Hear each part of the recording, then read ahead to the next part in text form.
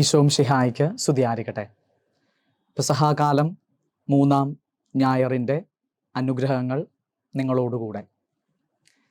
പ്രിയമുള്ളവരെ, 2005 സെമിനാരിയിൽ ചേർന്നത് മുതൽ 2018 പുരോഹിതനാകുന്നത് വരെയുള്ള സെമിനാരി രൂപീകരണത്തിൻ്റെ കാലഘട്ടത്തിൽ, അതോടൊപ്പം തന്നെ പൗരോഹിത്യ സ്വീകരണത്തിന് ശേഷം ഇന്ന് ഈ ദിവസം വരെയും രാവിലെ പ്രഭാത പ്രാർത്ഥനയ്ക്ക് വേണ്ടി ഞങ്ങൾ ഓരോരുത്തരും പ്രാർത്ഥിക്കുവാനിരിക്കുമ്പോൾ ആദ്യം ഒരു കുരിശ് വരക്കും. ആ കുരിശ് വരക്കുന്നത് ചുണ്ടിലാണ്. ചുണ്ടിൽ കുരിശ് വരച്ചിട്ട് പ്രാർത്ഥിക്കുന്ന ഒരു പ്രാർത്ഥന ഇങ്ങനെയാണ്: Lord open our lips and we shall praise your name. അതുമല്ലെങ്കിൽ Lord open my lips and I shall praise your name. എൻ്റെ ദൈവം എൻ്റെ അധരങ്ങൾ തുറക്കണമേ, അങ്ങനെ ഞാൻ അങ്ങയുടെ നാമത്തെ പുകഴ്ത്തട്ടെ. വളരെ ലളിതമായിട്ടുള്ള ഒരു പ്രാർത്ഥന, എന്നാൽ വളരെയധികം ആത്മീയത നിറഞ്ഞു നിൽക്കുന്ന ഒരു പ്രാർത്ഥന. ഇന്ന് പെസഹാകാലത്തിലെ 3-ാം ഞായറിൽ നമ്മളായിരിക്കുമ്പോൾ ഈ 3-ാം ഞായറിൻ്റെ ആത്മീയ പ്രാർത്ഥന എന്ന് പറയുന്നത് ലോർഡ് ഓപ്പൺ മൈ ഐസ് എന്നുള്ളതാണെന്ന് വിശ്വസിക്കുകയാണ്. Lord open my eyes and let me see your glory. എൻ്റെ ദൈവമേ, എൻ്റെ കണ്ണുകൾ തുറക്കണമേ, അങ്ങനെ ഞാൻ അങ്ങയുടെ മഹത്വം ദർശിക്കട്ടെ. ഈ പെസഹാകാലം 3-ാം ഞായറിൻ്റെ ഈ ഒരു ആത്മീയ പ്രാർത്ഥനയുടെ ഫൗണ്ടേഷനായിട്ട്, അടിസ്ഥാനമായിട്ട് നിലകൊള്ളുന്നത് എമ്മാവൂസിലേക്ക് പോയ ശിഷ്യന്മാരുടെ സുവിശേഷ ആത്മീയതയാണ്, യാത്രയുടെ ആത്മീയതയാണ്. നമുക്കെല്ലാവർക്കും പരിചയമുള്ള ഒരു സുവിശേഷ ഭാഗമാണ്. ഈശോയുടെ ഉത്ഥാനത്തിനു ശേഷം 2 ശിഷ്യന്മാർ എമ്മാവൂസിലേക്കുള്ള യാത്രയിലായിരിക്കുകയാണ്. ഈ യാത്രയിലായിരിക്കുമ്പോൾ ഈശോ ഒരു അജ്ഞാതനെ പോലെ ഇവരോടൊപ്പം ആ യാത്രയിൽ നടന്ന് കൂടെ ചേരുകയാണ്. അവർ 3 പേരും കൂടി ഇങ്ങനെ നടന്നു പോവുകയാണ്. ഈ സമയം ഈ ശിഷ്യന്മാർ ജെറൂസലേമിൽ നടന്ന കാര്യങ്ങളെക്കുറിച്ച്, ഈശോയുടെ പീഡാസഹനം, കുരിശുമരണം, ഉത്ഥാനം എന്നിവയെക്കുറിച്ചൊക്കെ തങ്ങളോടൊപ്പം ഈ യാത്രയിൽ കൂടെ നടക്കുന്ന ആ ഒരു അജ്ഞാതനായിട്ടുള്ള വ്യക്തിയോട് ചോദിക്കുമ്പോൾ ഇതിനെക്കുറിച്ചൊന്നും അറിവില്ലാത്ത രീതിയിൽ ഈശോ അവരോട് പ്രതികരിക്കുകയാണ്. ഉടനെ ജെറൂസലേമിൽ നടന്ന ഈ കാര്യങ്ങളെക്കുറിച്ചൊന്നും താങ്കൾക്ക് അറിവില്ലേ എന്നുള്ള രീതിയിൽ ചോദിച്ച് ഇവർ ഈ കാര്യങ്ങൾ ഇങ്ങനെ സംസാരിച്ച് മുന്നോട്ട് പോവുകയാണ്. അങ്ങനെ ഏറെ നേരം വർത്തമാനങ്ങൾ പറഞ്ഞ് വിശേഷങ്ങൾ പങ്കുവെച്ച് യാത്ര തുടർന്ന് പാതിരാത്രി ആവുകയാണ്. അങ്ങനെ രാത്രിയിൽ ഇവരൊരു സ്ഥലത്ത് വിശ്രമിക്കുവാൻ വേണ്ടി താമസിക്കുവാൻ ഒരുങ്ങുമ്പോൾ ഈശോ യാത്ര തുടരുന്നതായിട്ട് ഭാവിക്കുന്നു. ഉടനെ ഇവർ ഈശോയോട് പറയുകയാണ്, ഞങ്ങളോടൊപ്പം താമസിക്കുക.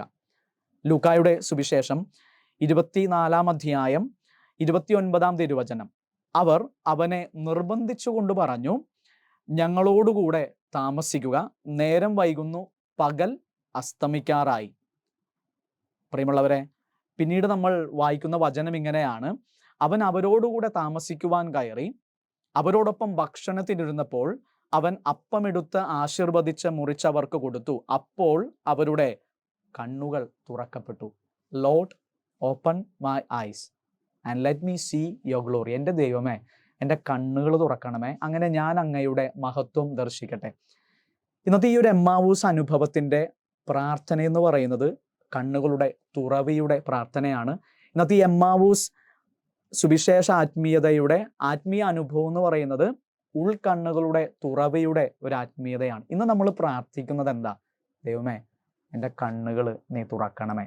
കാരണം ഇന്നത്തെ സുവിശേഷ ആത്മീയത എന്ന് പറയുന്നത് ഉൾക്കണ്ണിൻ്റെ തുറവിയുടെ ഒരു സുവിശേഷ ആത്മീയതയാണ്, ഒരു നന്മയാണ്. ആയതുകൊണ്ട് ഇന്ന് നമ്മൾ ഈ വചനഭാഗത്തെ ധ്യാനിക്കുമ്പോൾ പ്രാർത്ഥിക്കാൻ പറ്റണം: ദൈവമേ, എൻ്റെ കണ്ണുകൾ തുറക്കണമേ, അങ്ങനെ ഞാൻ അങ്ങയുടെ മഹത്വം ദർശിക്കട്ടെ. ഈ കണ്ണുകളുടെ തുറവി എങ്ങനെയാണ് സംഭവിക്കുന്നത്? അല്ലെങ്കിൽ എങ്ങനെ നമുക്ക് ഈ ഉൾക്കണ്ണിൻ്റെ കാഴ്ചയുള്ളവരായിട്ട് മാറാൻ പറ്റും?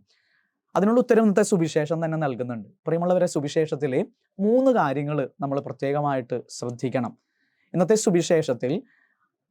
സുവിശേഷ ധ്യാനത്തിൽ നമ്മളെ ഓരോരുത്തരെയും ഉൾക്കണ്ണിൻ്റെ കാഴ്ചയുള്ളവരായി തീർക്കുവാൻ സഹായിക്കുന്ന 3 കാര്യങ്ങളുണ്ട്. അതിലേറ്റവും ആദ്യത്തേത് പ്രിപ്പറേഷൻ, രണ്ടാമത്തേത് പാർട്ടിസിപ്പേഷൻ, മൂന്നാമത്തേത് പ്രൊക്ലമേഷൻ. എന്തെല്ലാമാണ് 3 കാര്യങ്ങൾ? Preparation, participation, proclamation. ഈ 3 കാര്യങ്ങൾ ഇന്ന് സുവിശേഷത്തിൽ നടന്നു കഴിയുമ്പോഴാണ് നമ്മൾ വചനം വായിക്കുന്നത്. അപ്പോൾ അവരുടെ കണ്ണുകൾ തുറക്കപ്പെട്ടു. ആ 3 കാര്യങ്ങൾ എന്തൊക്കെയാണ്? സുവിശേഷത്തിലെ പ്രിപ്പറേഷൻ എന്താ? സുവിശേഷത്തിലെ പാർട്ടിസിപ്പേഷൻ എന്താ? സുവിശേഷത്തിൽ പറയുന്ന പ്രൊക്ലമേഷൻ എന്താ? 3 കാര്യങ്ങൾ, 3 വചനങ്ങൾ. നമ്മൾ ആദ്യത്തെ വചനം വായിക്കുന്നു. അപ്പോൾ അവൻ അവരോടൊപ്പം താമസിക്കുവാൻ കയറി. പ്രിയമുള്ളവർ, ഇത് ഒരു ഒരുക്കമാണ്, പ്രിപ്പറേഷൻ. നമ്മളുടെ ജീവിതത്തിൽ നമ്മൾ ഓരോരുത്തരും ഉൾക്കണ്ണിന് തുറവയുള്ളവരായിട്ട് മാറണമെന്നുണ്ടെങ്കിൽ നമ്മളുടെ ജീവിതത്തിൽ ഒരുക്കം നടക്കണം.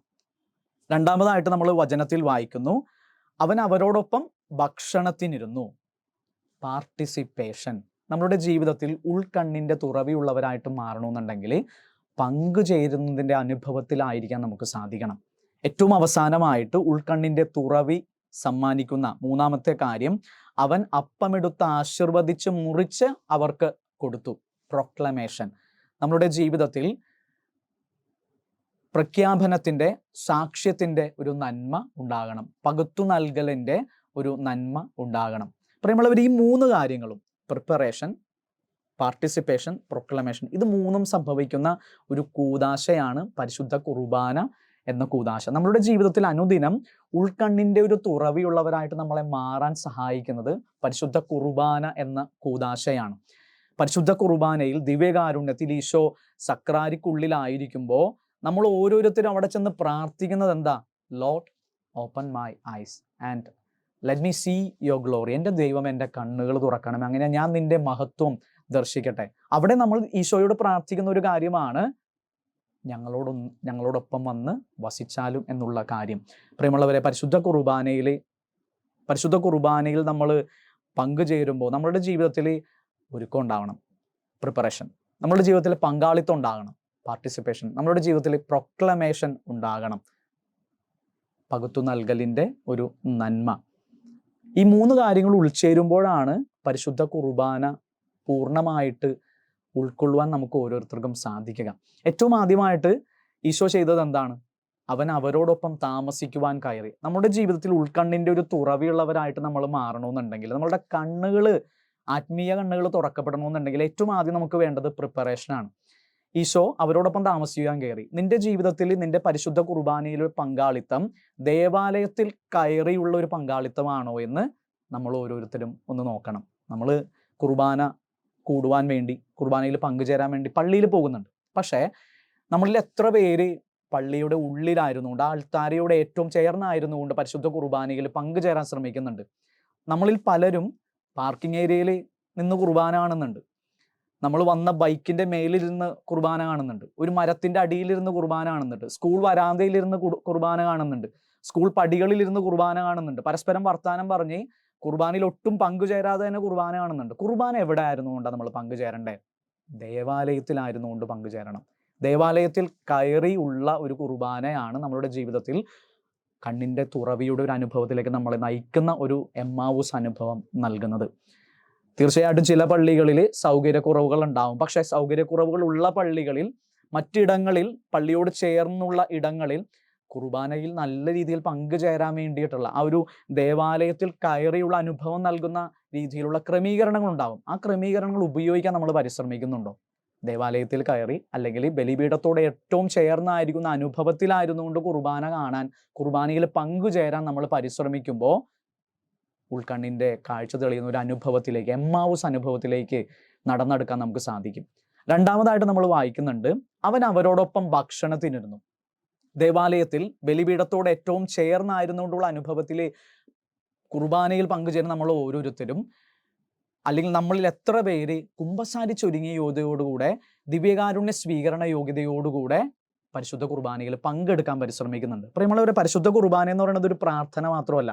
അതിൽ ഓരോ പ്രാർത്ഥനയും ദിവ്യകാരുണ്യ സ്വീകരണത്തിലേക്ക് നമ്മളെ ഒരുക്കുന്ന പ്രാർത്ഥനകളാണ്. ഇനി ദിവ്യകാരുണ്യം കഴിഞ്ഞുള്ള പ്രാർത്ഥനകൾ സ്വീകരിച്ച് ഈശോയുടെ ദിവ്യകാരുണ്യനാഥൻ്റെ അരൂപിയിൽ, നന്മയിൽ നിലനിൽക്കുവാൻ നമ്മളെ സഹായിക്കുന്ന പ്രാർത്ഥനകളാണ്.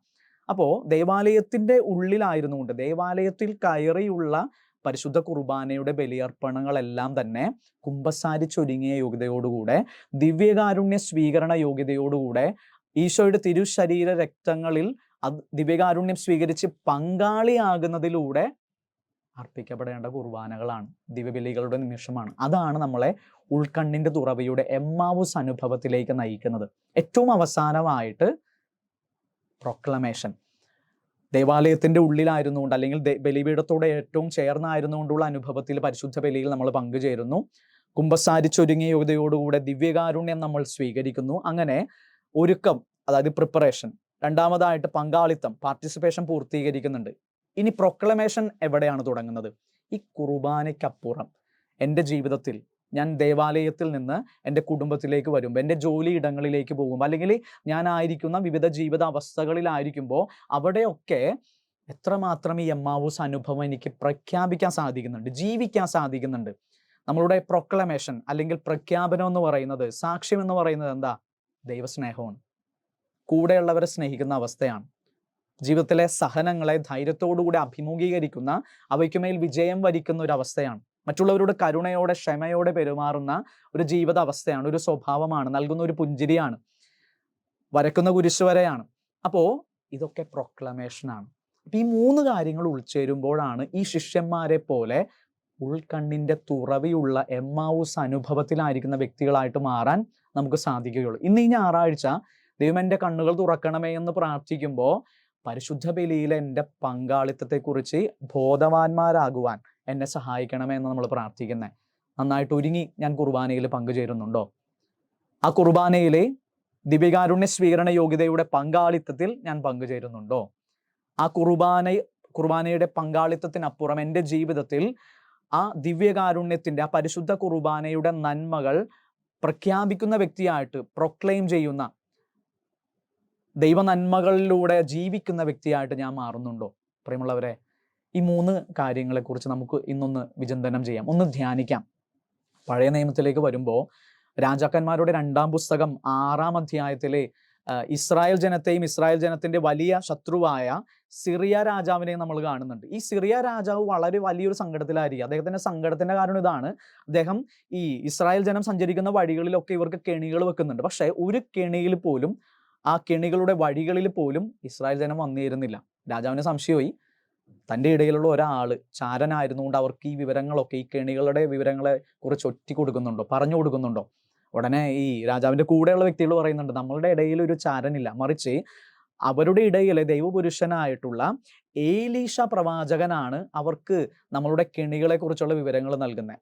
അതാണ് ആ കെണികളെ മാറി നടക്കുവാൻ അവരെ സഹായിക്കുന്നത്. ഉടനെ അദ്ദേഹം ആജ്ഞ പുറപ്പെടുവിക്കുന്നുണ്ട്, ഏലീഷ പ്രവാചകനെ പിടിച്ചുകെട്ടി എൻ്റെ അടുക്കിലേക്ക് കൊണ്ടുവരിക. അങ്ങനെ വലിയൊരു ബറ്റാലിയൻ, വലിയൊരു സൈന്യം ഈ ഏലീഷ പ്രവാചകനെ പിടികൂടാൻ വേണ്ടി പോവുകയാണ്. ഇദ്ദേഹം മലകളാൽ ചുറ്റപ്പെട്ട ഒരു താഴ്വരയിലാണ് തമ്പടിച്ചിരിക്കുന്നത്. ഇദ്ദേഹത്തിൻ്റെ കൂടാരം, ഇദ്ദേഹവും ഇദ്ദേഹത്തിൻ്റെ ശിഷ്യനും ആ കൂടാരത്തിൽ ഉണ്ടായിരുന്നു.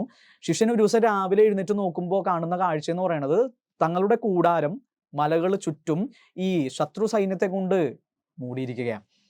ശിഷ്യനാകെ ഭയപ്പെട്ട് ഏലീശ പ്രവാചകന്റെ അടുത്ത് വന്ന് പറയുന്നുണ്ട്. പക്ഷെ ഏലീശ പ്രവാചകൻ തെല്ലും ഭയപ്പെടാതെ ഒരു പ്രാർത്ഥന മാത്രം പ്രാർത്ഥിക്കുകയാണ്. നമ്മളിങ്ങനെ വായിക്കുന്നു, 2 രാജാക്കന്മാരുടെ പുസ്തകം 6-ാം അധ്യായം 17-ാം തിരുവചനം. അപ്പോൾ ഏലീശ പ്രാർത്ഥിച്ചു, കർത്താവേ, ഇവന്റെ കണ്ണുകൾ തുറക്കണമേ, ഇവൻ കാണട്ടെ. കർത്താവ് ഈ ദാസന്റെ, എലീശ പ്രവാചകന്റെ ദാസന്റെ, ശിഷ്യന്റെ കണ്ണുകൾ തുറക്കുകയാണ്. ഉടനെ അവൻ കാണുന്ന ഒരു കാഴ്ച ഇങ്ങനെയാണ്, ശത്രു സൈന്യത്തിന്റെ മേൽ, ഈ ശത്രു സൈന്യത്തിനെതിരെ ഇവർക്ക്, എലീശ പ്രവാചകനും ഭൃത്യനും സംരക്ഷണം നൽകിക്കൊണ്ട് ദൈവത്തിന്റെ ആഗ്നേയ രഥങ്ങളും കുതിരകളും കൊണ്ട് നിറഞ്ഞു നിൽക്കുന്ന ഒരു കാഴ്ച. പിന്നീട് എലീശ പ്രവാചകൻ പ്രാർത്ഥിക്കുന്നുണ്ട്, കർത്താവെ, ശത്രുക്കളുടെ, അതായത് സിറിയ രാജാവിന്റെ സൈന്യത്തിന്റെ കണ്ണുകൾ മൂടപ്പെടട്ടെ. അവരുടെ കണ്ണുകൾ മൂടപ്പെട്ടു. അദ്ദേഹം ഇവരെ ഇസ്രായേൽ ജനത്തിന്റെ നടുവിലേക്ക് നയിച്ചു. അങ്ങനെ സമരിയായിലായിരിക്കുന്ന ഇസ്രായേൽ ജനത്തിന്റെ നടുവിൽ വന്നു നിന്നതിന് ശേഷം എലീശ വീണ്ടും പ്രാർത്ഥിക്കുകയാണ്, ദൈവമേ, ഇവരുടെ കണ്ണുകൾ തുറക്കണം. അങ്ങനെ ശത്രു സൈന്യത്തിന്റെ കണ്ണുകൾ തുറക്കപ്പെടുകയാണ്. ഈ ശത്രു സൈന്യത്തെ കാണുന്ന ഇസ്രായേൽ രാജാവ് പറയുന്ന ഒരു കാര്യമുണ്ട്, ഞാൻ ഇവരെ കൊന്നുകളയട്ടെ. ഉടനെ എലീശ അദ്ദേഹത്തോട് പറയുന്നുണ്ട്, ഇല്ല, പാടില്ല, അങ്ങ് അവർക്ക് ഇലവിരിക്കണം, അതിൽ ഭക്ഷണം വിളമ്പണം, അവർ കഴിച്ചു സംതൃപ്തരാകട്ടെ, അതിനുശേഷം അവരുടെ രാജാവിൻ്റെ അടുക്കിലേക്ക് മടങ്ങിപ്പോവാൻ അവരെ സഹായിക്കണം. പ്രിയമുള്ളവരെ, ഇവിടെ ഒരുക്കം നടക്കുന്നുണ്ട്, വിരുന്നിലെ ഒരു പാർട്ടിസിപ്പേഷൻ നടക്കുന്നുണ്ട്. ഈ പ്രിപ്പറേഷനിലും പാർട്ടിസിപ്പേഷനിലും, ഈ ഒരുക്കത്തിലും ഈ വിരുന്നിലും പങ്കാളികളായി തീർന്നുകൊണ്ട് ഈ ശത്രു സൈന്യം ഇവരുടെ രാജാവിൻ്റെ അടുക്കിലേക്ക് തിരികെ പോയിട്ട് പ്രഖ്യാപിക്കുന്നത് ഇസ്രായേൽ ജനം തങ്ങളോട് എത്രമാത്രം കരുണ കാണിച്ചു എന്നുള്ളതാണ്. പ്രൊക്ലമേഷൻ, എത്രമാത്രം നന്മ കാണിച്ചു എന്നുള്ളൊരു കാര്യമാണ്. പിന്നീട് നമ്മൾ വചനത്തിൽ വായിക്കുന്നത് ഇങ്ങനെയാണ്, 2 രാജാക്കന്മാരുടെ പുസ്തകം 6-ാം അധ്യായം 23-ാം തിരുവചനം, പിന്നീട് ഇസ്രായേൽ ദേശം ആക്രമിക്കുവാൻ ശത്രു സൈന്യം വന്നിട്ടില്ല, സിറിയ രാജാവ് വന്നിട്ടില്ല. പ്രിയമുള്ളവരെ, നമ്മളുടെ ജീവിതത്തിൽ പരിശുദ്ധ കുർബാനയോട്, ദിവ്യകാരുണ്യത്തോട് ഒരു ഒരുക്കം, ഒരു പങ്കാളിത്തം, അതോടൊപ്പം തന്നെ പ്രഖ്യാപനത്തിൻ്റെ ജീവിത രീതിയുടെ ഒരു നന്മ കാത്തു സൂക്ഷിക്കാൻ പരിശ്രമിക്കുമ്പോൾ തീർച്ചയായിട്ടും കണ്ണുകൾ തുറക്കപ്പെടുന്ന ഒരവസ്ഥ നമുക്കുണ്ടാവും. ആ കണ്ണുകളുടെ തുറവി, ആ എമ്മാവൂസ് അനുഭവം നമ്മളുടെ ജീവിതത്തിൽ ആവശ്യമായിട്ടുള്ള എല്ലാ കൃപകളും നൽകുന്ന ഒരു അനുഭവമായിട്ട് മാറും. ആയതുകൊണ്ട് ഇന്ന് നമ്മൾ പ്രാർത്ഥിക്കുമ്പോൾ നമുക്കൊന്ന് പ്രാർത്ഥിക്കാം, ദൈവമേ എൻ്റെ കണ്ണുകൾ തുറക്കണമേ, അങ്ങനെ ഞാൻ അങ്ങയുടെ മഹത്വം ദർശിക്കട്ടെ. ആ കണ്ണുകളുടെ തുറവി എന്നുള്ളത് പരിശുദ്ധ കുർബാനയിലുള്ള ഒരുക്കത്തോടുകൂടിയുള്ള പങ്കാളിത്തവും പങ്കാളിത്തത്തിൽ നിന്നുള്ള പ്രഘോഷണവുമാണ്. അങ്ങനെ നല്ലൊരുക്കത്തോടെ പരിശുദ്ധ കുർബാനയിൽ ആത്മീയമായിട്ട് പങ്കുചേർന്ന് ദിവ്യകാരുണ്യം സ്വീകരിച്ച് ആ ഒരു പ്രഖ്യാപനത്തിൻ്റെ, പ്രഘോഷണത്തിൻ്റെ നന്മയിലെത്തി നിന്നുകൊണ്ട് ആത്മീയ കണ്ണുകളുടെ തുറവിയുള്ളവരായിട്ട് ജീവിക്കാൻ ഈ ഒരു പെസഹ കാലത്തിലെ 3-ാം ഞായർ നമ്മളെ ഓരോരുത്തരെയും സഹായിക്കട്ടെ. എല്ലാവിധ പ്രാർത്ഥനകളും എല്ലാവിധ ആശംസകളും നേരുന്നു. ദൈവം നമ്മെ അനുഗ്രഹിക്കട്ടെ. ഈശോ മിശിഹായിക്ക് സ്തുതിയായിരിക്കട്ടെ.